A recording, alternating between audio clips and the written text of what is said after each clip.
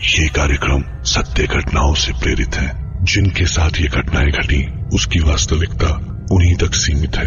भूत प्रेतों और असामान्य विषयों के होने पर चैनल कोई दावा नहीं करता और न ही प्रोत्साहन करता है। क्या रूहों के लिए हम सिर्फ उनका मकसद पूरा करने का एक जरिया होते हैं, जिसके लिए वो हमारे दिमाग पर काबू कर लेती हैं और वो हमें हर उस जगह ले जाती हैं जहां उनका मकसद छिपा होता है, और छिपा होता है खौफ। आज हमारे साथ है राजस्थान की पल्लवी और वो हमें सुनाएंगी अपने साथ घटी एक सच्ची घटना, जब वो दहशत की अनजानी राहों में खोते खोते बची। शायद मेरी फ्रेंड रचना राजस्थान की एक रॉयल फैमिली को बिलोंग करती थी। एमबीए के लास्ट सेमेस्टर के बाद वो अपने घर चली गई और मैं अपने। पर एक दिन अचानक उसका फोन आया। हाय रचना, कैसी है तू? तेरे बिना मन नहीं लग रहा है यार, तू यहाँ क्यों नहीं आ जाती? जयपुर से कुछ 200 किलोमीटर दूर उनकी एक छोटी सी रियासत थी, सराथा, और मैं बस पहुंच गई उसके पास।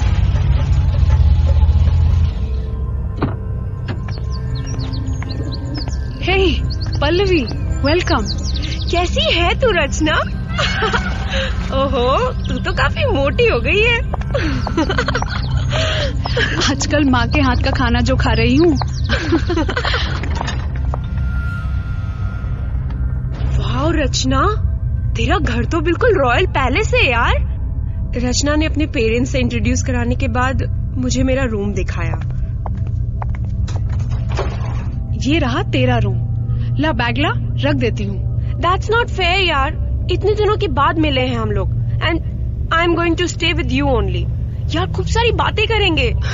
ओके बाबा, चल साथ ही रहेंगे। रचना ने मुझे बताया कि वो हवेली उनके लिए भी नई थी।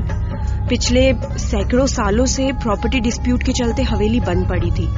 But you know what, Haveli was awesome. कुछ ऐसी अजीब सी कशिश थी उसकी दीवारों में। ना जाने कितनी यादें समेटी हुई थी अपने में उन दीवारों ने। उस रात हम दोनों की आंखें बातें करते हुए ना जाने कब लग गई। पर आधी रात को अचानक कौन है? रचना?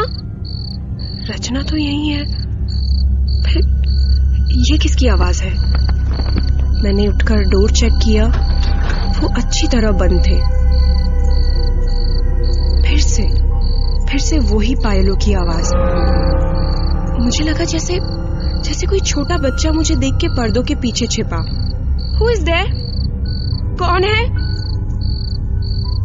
वहां कोई बच्ची थी। मैं बुरी तरह से डर गई थी, पर हिम्मत करके उठकर गई और उठकर पर्दे के पीछे देखने की कोशिश की। तभी क्या हुआ पल्लवी? रचना, तू आधी रात को यहाँ क्या कर रही है? यहाँ कोई था, कोई बच्ची। पगली, वहम हो गया है तुझे। रचना ने मेरी बात को इतना लाइटली क्यों लिया? मैं सोने की कोशिश करने लगी, पर मेरा दिल कह रहा था वो सब वहम नहीं हो सकता। तभी एक आवाज आई। जिया, उठो ना जिया।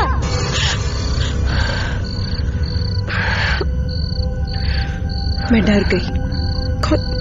कौन किसको बुला रहा था? मैं पूरी रात सो नहीं पाई थी, इसलिए अगले दिन बहुत लेट उठी। ओए कुंभकर्ण, उठ, जल्दी से तैयार हो जा, गुरुजी आए हैं।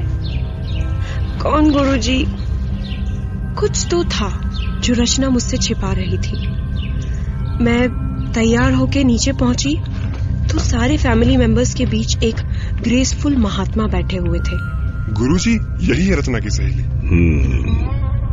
शुभम श्रेष्ठम, मेरे पास आओ बेटी, यहाँ बैठो। चेहरे का तेज सूर्य प्रबल है, परंतु कुछ दिनों तक सावधान रहना बेटी। हाथ आगे बढ़ाओ। गुरुजी ने मेरे हाथ में कोई अभिमंत्रित धागा बांधा। मुझे समझ नहीं आ रहा था कि ये सब क्या है। गुरुजी चले गए तो मैंने रचना से पूछा, रचना ये सब क्या हो रहा था? ये कैसा धागा है? सबने ये धागा पहना है। पल्लवी, मुझे पता नहीं तुम कैसे रिएक्ट करोगी, पर सच्चाई ये है कि इस हवेली पे किसी साए का असर है। अब हम सबको उसकी प्रेजेंस महसूस होती है, पर वो दिखी सिर्फ तुम्हें है। तुमने रात में जो एक्सपीरियंस किया वो सच्चाई थी। पर वो तो एक बच्ची। ये धागा बांधने के बाद वो तुम्हें नहीं दिखेगी। उसकी बात सुनकर मैं थोड़ी रिलैक्स्ड हो गई थी। फिर शाम को हम जयपुर सिटी घूम के लौटे तो मैं थककर एकदम चूर हो गई थी और बिस्तर पर मुझे लेटते ही नींद लग गई। पर आज फिर वही आवाज, पर इस बार वो रो रही थी। जिया, जिया।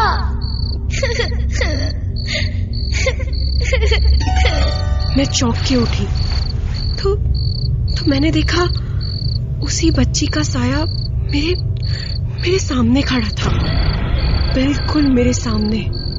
मैंने धीरे से रचना को आवाज दी, रचना। पर वो अपने बिस्तर पे नहीं थी। मैंने पूछा,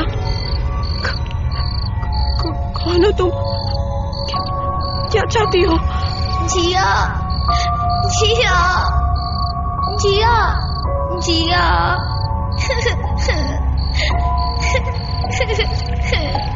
उसकी रोने की आवाज मुझे अंदर तक हिला गई। लगा जैसे वो भी बहुत डरी हुई थी। पर किससे?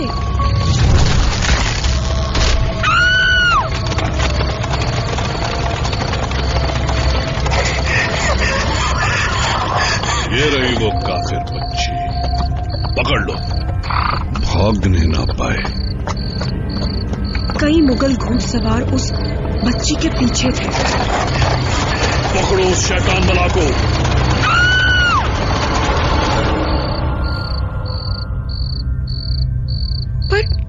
पर अगले ही पल वहां सब कुछ एकदम शांत हो गया। बस वो अपने पीछे एक टूटा दरवाजा छोड़ गए थे। पर मुझे अभी भी एक दूर गलियारे से किसी की सिसकने की आवाज आ रही थी। मैं उस ओर बढ़ी और मैं एक बहुत पुरानी लकड़ी की कार्विंग की हुई ह्यूज अलमारी के सामने खड़ी थी। आवाज शायद उसी में से आ रही थी। मैंने उसे खोलने की कोशिश की। उफ, शायद बहुत पहले से जाम है।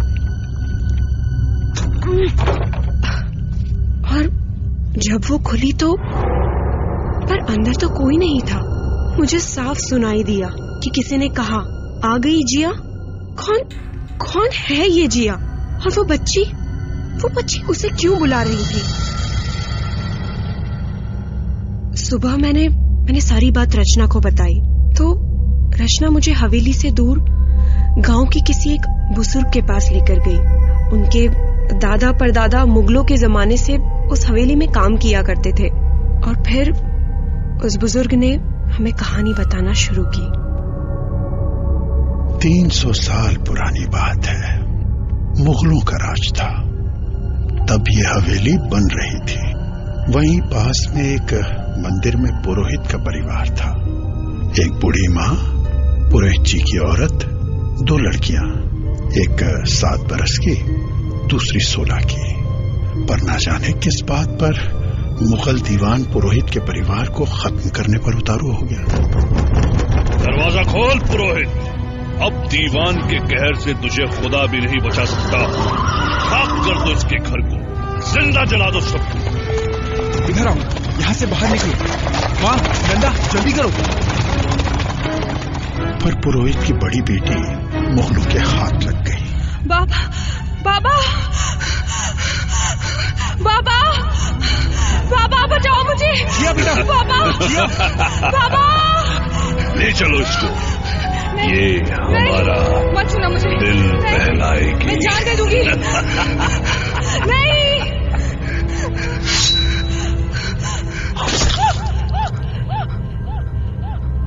और बड़ी बेटी ने अपनी जान दे ली। उधर पुरोहित अपने परिवार को लेकर पास में बन रही इस हवेली में छिप गया। रात का वक्त था। आधी अधूरी बनी हवेली सुनसान पड़ी थी। पुरोहित अपने परिवार को लेके हवेली में बने एक गुप्त रास्ते की ओर बढ़ा, पर उसे क्या पता था वो अधूरा रास्ता आगे कहीं नहीं निकलता।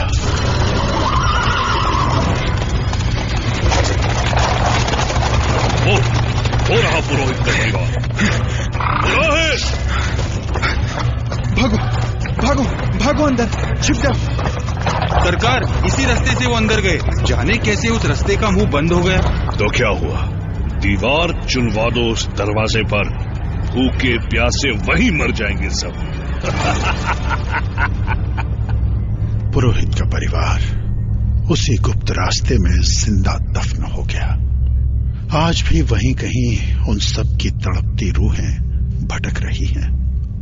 लेकिन हवेली की किस दीवार के पीछे उन बदनसीबों की लाशें हैं, कोई नहीं जानता। पर मैं जान सकती हूँ बाबा। पर कैसे? वो बच्ची मुझे कहीं ले जाना चाहती है, शायद उन्हीं बदनसीबों के पास।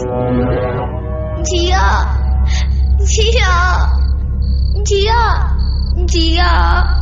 इस बार ये आवाज सुनकर ना मैं चौंकी ना घबराई। जाने क्या था उस आवाज में कि वो दिल को छू जाती थी। उस बच्ची का साया आगे आगे था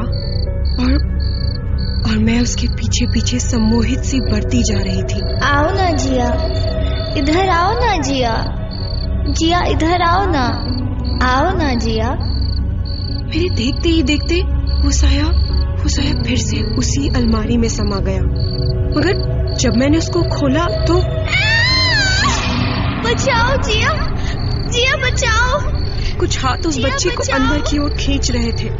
नहीं, छोड़ दो उस बच्ची को। और मेरी छोड़ दो। देखते ही देखते वो बच्ची उन रहस्यमयी सायों के साथ उस दीवार में समा गई।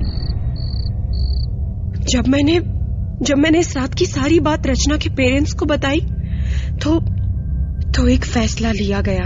तोड़ दो ये दीवार। वो रूहें अपनी ब्याही को तड़प रही हैं। जरूर ये वही जगह है। हाँ, ये तो वही गुप्त रास्ता है।